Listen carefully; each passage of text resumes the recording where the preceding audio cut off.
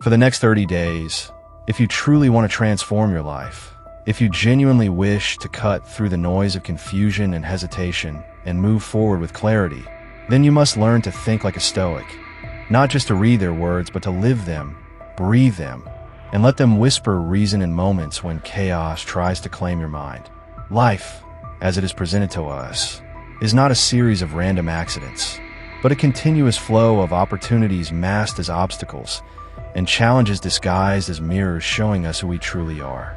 Marcus Aurelius sat quietly in his tent, writing not for the world, but for himself, reminding his soul that the only control he had was over his own mind, and that every other thing, every wind, every betrayal, every war, and every whisper of doubt was simply part of the outer world, never capable of disturbing the fortress within unless he let it. That is where our journey begins, within. And the next 30 days will be about building that fortress brick by brick, breath by breath, choice by choice.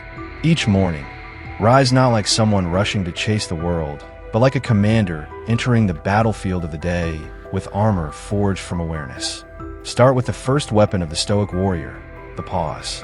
The sacred pause. When you are tempted to react, to respond, to lash out, to scroll, to yell, to quit, pause. Count 5 seconds. The 5-second rule may seem like a gimmick in motivational circles, but to the Stoics, it was the moment where the rational self reclaims dominion over impulse. In that pause, ask yourself, what would Marcus do? What would Seneca advise? Not rhetorically, but with devotion. Then move to the second ritual, the 24-hour rule. When anger flares, when envy strikes, when urgency knocks at your door, do nothing. Wait one full cycle of the sun. Let the emotion burn off like fog before light, and only then revisit your response.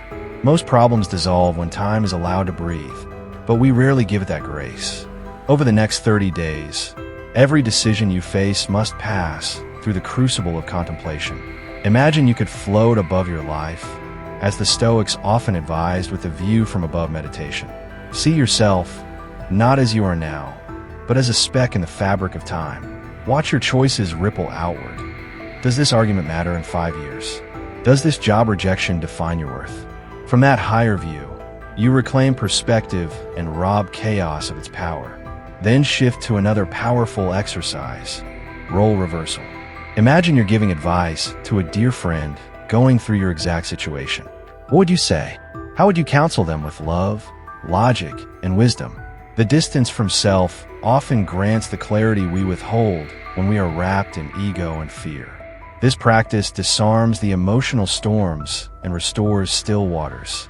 In this sacred month ahead, begin carrying with you 2 mental tools wherever you go: the pros and cons list and the worst-case scenario method. Whenever you face a fork in your road, big or small, write down what you gain, what you risk, and what truly matters. Fear grows in shadows, but shrinks in the light of examination. Ask yourself, what is the absolute worst that can happen? And if it did, could I survive it? Could I rebuild? Could I adapt?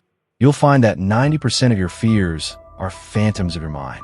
Over these 30 days, train your awareness like a hawk. Catch yourself in the grip of confirmation bias. You will want to believe what supports your ego. You will seek data that protects your pride. But the Stoic mind is not a fortress of comfort. It is a temple of truth.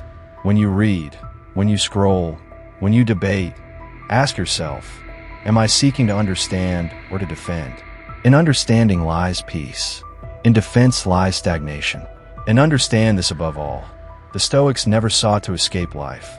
They wanted to engage it completely, truthfully, and with honor. That means you don't hide from difficult decisions. You run toward them with measured breath and steady hand. You ask, what is the most virtuous path? Not the easiest, not the one that gets applause. The most honest, brave, and morally sound path. Let that be your compass. And when you feel overwhelmed, and you will go back to the breath, to the moment. Seneca wrote, we suffer more in imagination than in reality. So when the next worry creeps in, don't let it build a kingdom in your mind. See it, name it, then question it. Is it true? Is it useful? If not, release it like a passing cloud. In the mornings, right? Empty your thoughts into a journal like Marcus Aurelius did. Not for the world, but for your soul. Reflect on what matters, what you fear, what you hope, what you regret. Turn your mind into a garden, not a battleground. Then, choose one value each day to live by: courage, justice, wisdom, or temperance. Let guide your actions.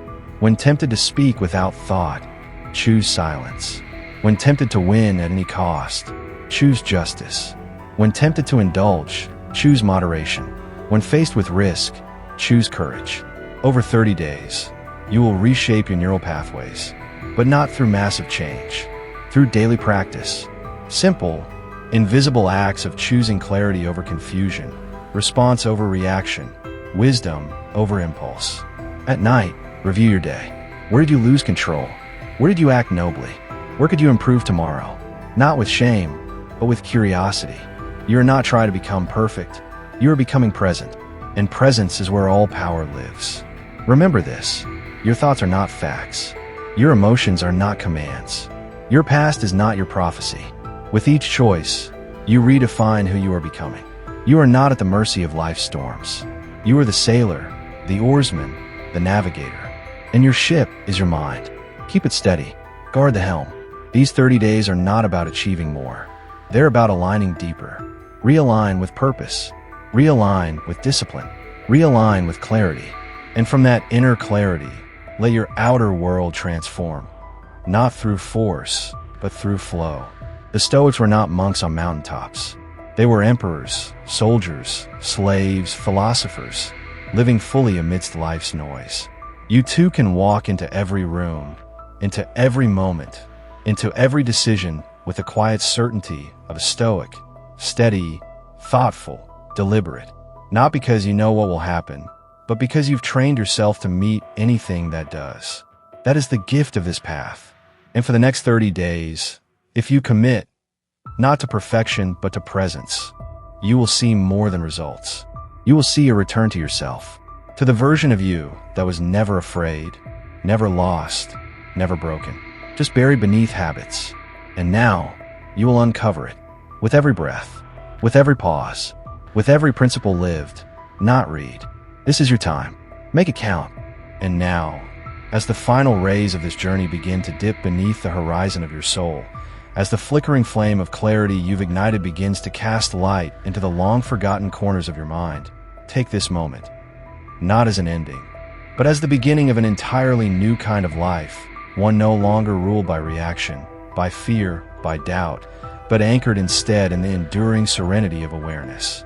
You see, for 30 days, you have walked not on the surface of the world, but through the chambers of your own consciousness, carving new paths where chaos once reigned, and planting seeds of wisdom where once there were only weeds of noise. You have stood still while the world demanded haste. You have chosen silence when the ego screamed for validation. You have asked, not what is easiest, but what is right, not what is convenient, but what is eternal. And in doing so, you have become more than just a student of Stoicism. You have become its embodiment. In a world addicted to speed, you slow down. In a society obsessed with proving, you chose improving. And in the heart of every decision, every conflict, every fragile moment of self-doubt, you remember to breathe, to pause, to step above, to look inward, to return to that sacred space where nothing external can touch you. Because now you know, the storm is not outside you, it was always inside. And yet, now you've discovered, so is the stillness. You have felt the power of detachment, not as indifference, but as freedom. You have practiced the art of the rational pause, not to suppress your humanity, but to elevate it. You have rewritten the narratives of your past, not to erase them, but to reclaim them, to see that every moment you thought broke you was in truth the sculptor's hand, shaping something stronger, something purer, something destined to rise. And as you step forward into the chapters beyond this, with no more scripts, no more reminders, no more daily markers on a calendar, what remains is something far more powerful. The habit of clarity, the muscle of measured response, the strength of your own soul reawakened. The mirror no longer lies to you now. You see yourself as you are, not a prisoner of your impulses, not a slave to your emotions, but a sovereign being whose life is directed not by chance, but by chosen principle. You understand now that the voice in your head is not your master. It is your tool. And you, yes you, are the craftsman. Each thought, each belief, each emotion, no longer hijacking your path, but standing in service of it. And maybe that's the greatest victory of all. Not success, not applause, not control over the world, but control over how you meet it, how you rise to face the morning, how you soften in the face of pain, how you walk into every room with the quiet dignity of one who knows the power of thought, the truth of virtue, the impermanence of fear. You've come to understand that life is not a test to pass, but a terrain to walk with reverence, that the world owes you nothing, and yet offers you everything if you meet it with the right state of mind, and that suffering is not a punishment, but a mirror, showing you where you're still attached, still resisting, still expecting. And now, after these 30 days, you resist less, expect less, and in that, you suffer less. And what has taken its place? Peace. Not the loud kind that shouts from mountaintops, but the still kind. The kind that sits inside your chest like a lantern and glows even in the darkest hour. You have found it not in theory, but in practice, not in distant texts, but in daily breath, in daily choices, in the smallest acts of stillness repeated until they became sacred. You see now that it is not the size of the battle that determines your peace. It is the clarity of the warrior within. And you, my friend, have become that warrior. Quiet, wise, measured. You no longer need to win every argument because you've won your mind. You no longer chase every opportunity because you know which ones align with your values. You no longer fear silence because you've met yourself in its depths and found not emptiness, but infinite presence. And so what happens now?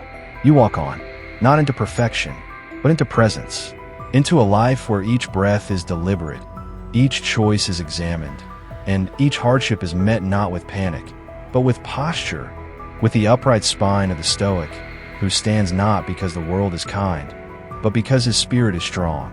You become the still eye in every storm, the unmoved center in a spinning wheel, the fire that warms without burning, the sword that cuts through illusion without violence. For 30 days, you have practiced, and now, for the rest of your life, you will embody. This is your compass now, not the opinions of others, not the currents of social expectation, but your own inner barometer of truth. You will walk into chaos with calm. You will sit with grief and hear its wisdom. You will look failure in the eye and say, "You cannot define me. I have already chosen who I am." And that choice, made not once, but daily, has rewritten your destiny. From here forward, your life is no longer about reaction. It is about reason. It is no longer about chasing meaning. It is about creating it. It is no longer about waiting for the right time. It is about becoming the right self. And in this moment, the self you are becoming stands tall, not proud but grounded, not perfect but aligned, not loud but luminous. You have become a lighthouse, not swayed by every wave, but rooted in the rock of clarity. And your light, now steady, now earned, will call others home, not through words, but through presence. Because presence speaks louder than promises. Presence heals louder than advice. And your presence, cultivated through 30 days of soul work, now has the power to shift not just your world, but the world around you. And so go, not with haste, but with heart, not with fear, but with focus. Carry these Stoic truths not in your pocket, but in your pulse. Let them breathe through your actions. Let them echo through your choices. Let them sing through your silences. And let the next 30 days, and every day that follows, not just count, but radiate, because now you do not walk blindly through the fog of life. You walk with the torch of clarity in your hand and the fire of ancient wisdom in your soul.